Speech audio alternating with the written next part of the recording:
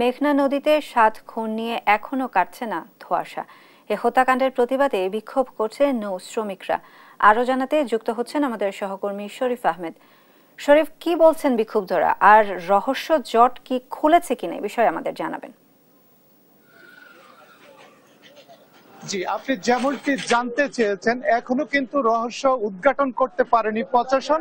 আমরা দেখেছি কিন্তু তাদের পুলিশের একাধিক টিম, সিআইডি, পিবিআই কিন্তু গতকাল রাত থেকে তারা নির্ঘুম রাত কাটাচ্ছেন, অর্থাৎ এই ঘটনা উদ্ঘাটনের জন্য তারা কিন্তু কাজ করে যাচ্ছেন। আমরা দেখেছি যে 7টি মরদেহ উদ্ধার করা হয়েছে, সেটি ইতিমধ্যে মর্গে প্রেরণ করা হয়েছে ময়না তদন্তের জন্য। তো আমরা যেটি দেখেছি এবং যেটি জেনেছি, তাদের শরীরে কিন্তু একাধিক কোপের আঘাত রয়েছে, অর্থাৎ তাদেরকে কিন্তু কুপিয়ে মারা হয়েছে, যেটি আমরা জানতে পেরেছি, এবং অনেকেরই কিন্তু গলা কাটা রয়েছে। তো প্রথম দিকে যেটি ধারণা করা হয়েছিল যে সেখানে ডাকাতির ঘটনা সংঘটিত হয়েছে, কিন্তু এখন বোঝা যাচ্ছে যে সেখানে ডাকাতির ঘটনা ঘটলে ডাকাতরা কিন্তু তাদের কোনো মালামাল লুট করেননি, কোনো কিছুই করেননি। সেজন্য এই ঘটনায় কিন্তু চাঞ্চল্যের সৃষ্টি হয়েছে, রহস্যের সৃষ্টি হয়েছে। ইতিমধ্যে আমরা দেখেছি আজ সকালে চাঁদপুর লঞ্চঘাটে নৌযান শ্রমিক ফেডারেশন বিক্ষোভ করেছেন। কিছুক্ষণ আগেও তারা বিক্ষোভ করেছেন। তারা 48 ঘন্টার আলটিমেটাম দিয়েছেন। এই 48 ঘন্টার মধ্যে যদি এই ঘটনা উদ্ঘাটন না করা হয় এবং আসামিদের গ্রেপ্তার না করা হয়, তাহলে তারা কিন্তু সারা দেশে নৌযান শ্রমিকরা নৌযান বন্ধ ঘোষণা করবেন। আমি এখন কথা বলবো কুমির, যিনি নারায়ণগঞ্জ অঞ্চলের শ্রমিক নৌযান ফেডারেশনের সাংগঠনিক সম্পাদক, আমি তার সাথে কথা বলবো। আপনারা এখন কি পদক্ষেপ নিচ্ছেন? আমরা এখন আমাদের যে সকল নাবিকরা মৃত্যুবরণ করেছে, তাদেরকে হত্যা করা হয়েছে, তাদেরকে রাষ্ট্রীয়ভাবে শহীদ মর্যাদা দিতে হবে এবং প্রতিজনের পরিবারকে 20 লক্ষ টাকা ক্ষতিপূরণ দিতে হবে। এবং বাংলাদেশ প্রধান শ্রমিক ফেডারেশনের আজকের যে কর্মসূচি ছিল, সারা দেশে কালো পতাকা উত্তোলন এবং বিক্ষোভ মিছিল, আমরা একটু আগে বিক্ষোভ মিছিল শেষ করেছি। আগামী 26 তারিখের মধ্যে যদি সন্ত্রাসীদের, হত্যাকারীদের যদি গ্রেপ্তার না করা হয়, আমরা 26 তারিখ রাত 12টা 1 মিনিট থেকে এদের সারা দেশের সকল নৌযান লাগাতার কর্মবিরতিতে যাব। জি, আপনি শুনছিলেন, আসলে তারা কিন্তু কর্মবিরতির ঘোষণা দিয়েছেন। তারা বলছেন, তারা সকাল থেকে কিন্তু শ্রমিকরা বিক্ষোভ করেছেন। তারা বলছেন যে দ্রুত সময়ের মধ্যে যে প্রশাসন যেন এর ব্যবস্থা গ্রহণ করেন। আমি এখন দাঁড়িয়ে আছি চাঁদপুর সদর নৌ থানায়। আমি এখানে কথা বলেছি পুলিশের যে ইনচার্জ রয়েছেন মোহাম্মদ ইকবাল হোসেনের সাথে। তো তিনি আমাকে জানিয়েছেন এখনো কিন্তু এই ঘটনায় মামলা প্রক্রিয়াধীন রয়েছে। তারা কিন্তু কাজ করছেন, পুলিশের একাধিক টিম, অর্থাৎ তারা যেন দ্রুত সময়ের মধ্যে এই ঘটনা উদ্ঘাটন করতে পারে। আমি যদি আপনার আরো কিছু শ্রমিক ফেডারেশনের যে নেতৃবৃন্দ রয়েছে, আমি তাদের সাথেও কথা বলবো। আমি এখানে আরো নেতৃবৃন্দ রয়েছেন। আপনারা তো বিক্ষোভ মিছিল করেছেন, তো আপনারা আজকে আপনাদের কি দাবি?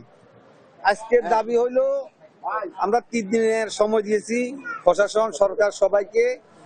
যেই সন্ত্রাস গুলায় বা ডাকাত গুলায় আমাদের 8 জন লোক জবা করা হয়েছে, 8 জনের 1 জন লোক জীবিত আছে, তাও বাঁচার নিশ্চিন্তা নাই।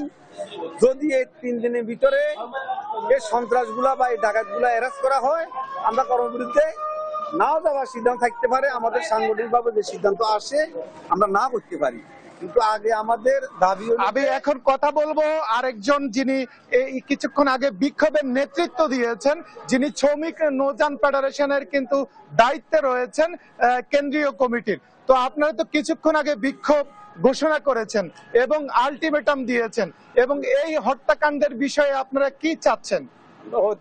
কাণ্ডের বিষয় সুস্পষ্ট। আমরা তো গতকাল প্রেরিত দিয়েছি, আজকেও বলেছি, আগামী 72 ঘন্টার মধ্যে খুনিদেরকে গ্রেফতার করে আইনের আওতায় আনতে হবে, গ্রেফতার করতে হবে।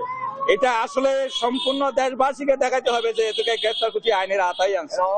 তার পাশাপাশি রাষ্ট্রীয়ভাবে 20 লক্ষ টাকা মৃত ব্যক্তির পরিবারকে হস্তান্তর করতে হবে। তার পাশাপাশি সরকার কর্তৃক ওদেরকে শহীদ মর্যাদার, যেমন ওই যে ছাত্রদেরকে দিয়েছে ওইভাবে এটা প্রদান করতে হবে।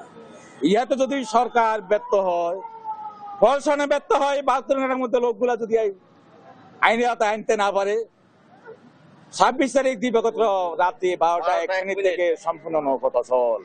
চলবে না। সারা বাংলাদেশ জি, আপনি যেমনটি শুনছেন, আসলে এই নৌযান ফেডারেশনের যে নেতৃবৃন্দ রয়েছে তারা জানিয়েছেন যে তারা আসলে যে আলটিমেটাম দিয়েছেন 48 ঘন্টা এবং 72 ঘন্টা, এই আলটিমেটামের মধ্যে যদি খুনিদেরকে আইনের আওতা না আনতে পারে প্রশাসন এবং এই ঘটনা উদ্ঘাটন করতে না পারে, তাহলে তারা কিন্তু সারা দেশে কিন্তু নৌযান চলাচল বন্ধ করার একটি ঘোষণা দিয়েছেন।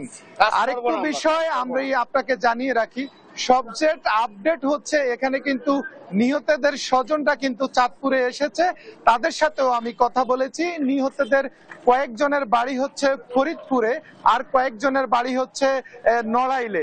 তো তাদের সাথে আমি কথা বলেছি, তারাও কিন্তু কান্নায় ভেঙে পড়েছেন। তারা তাদের স্বজনদের এই নির্মম হত্যাকাণ্ডের বিচার চেয়েছেন। তারা বলছেন যেন এই ঘটনাটি কিন্তু এই বাংলাদেশের মধ্যে একটি আলোচিত ঘটনা। এই যে চট্টগ্রাম এবং ঢাকা রোডে এই মেঘনা নদী দিয়ে প্রতিদিন কিন্তু শত শত নৌযান চলাচল করে এবং এগুলো কিন্তু নোঙ্গল করে রাখে, ডাকাতির ঘটনা ঘটে, কিন্তু একসাথে 7 মার্ডার, এটি কিন্তু এই প্রথম ঘটেছে। তো এই বিষয়ে কিন্তু চাঞ্চল্যের সৃষ্টি হয়েছে, এই বিষয়ে কিন্তু আতঙ্ক বিরাজ করছে এবং যারা জাহাজ নৌযান শ্রমিক রয়েছেন তাদের মধ্যেও আতঙ্ক বিরাজ করছে। আমি এই বিষয়ে গতকালকে রাতে কথা বলেছিলাম চাঁদপুর যে অঞ্চলের যে পুলিশ সুপার রয়েছেন সৈয়দ মুশফিকুর রহমানের সাথে। তিনি আমাকে বলেছেন যে তারা কিন্তু নিরলসভাবে কাজ করে যাচ্ছেন, তারা আশা করছেন যে দ্রুত সময়ের মধ্যে এই খুনিদের এবং এই ঘটনার উদ্ঘাটন করতে পারবেন। তো এই ছিল চাঁদপুর থেকে 7 মার্ডার নিয়ে আমার কাছে সর্বশেষ। ধন্যবাদ শরীফ আপনাকে। মেঘনা নদীতে 7 জনের খুনের বিষয়ে সেখানকার বর্তমান পরিস্থিতি নিয়ে জানাচ্ছিলেন আমাদের সহকর্মী শরীফ।